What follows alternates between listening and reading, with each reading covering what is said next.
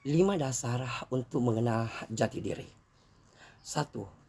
Adanya diri ini, alam semesta ini beserta isinya, itu menandakan bahwa ada Allah, ada Sang Pencipta.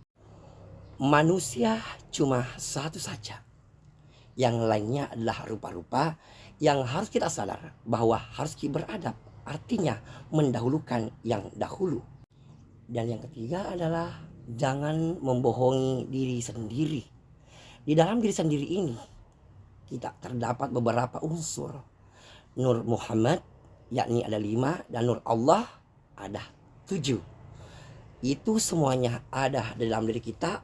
Harus kita memahaminya dan jangan membohongi. Yang keempat adalah sucikan hatimu. Papacingi hatimu. Jangan selalu beranggapan bahwa semuanya orang salah. Pendapatnya orang salah, kitalah yang benar. Sucikan hatimu. Dan yang kelima adalah bijaksana.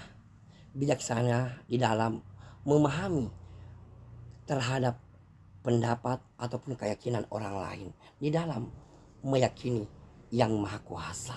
Tabi wijama peringarang.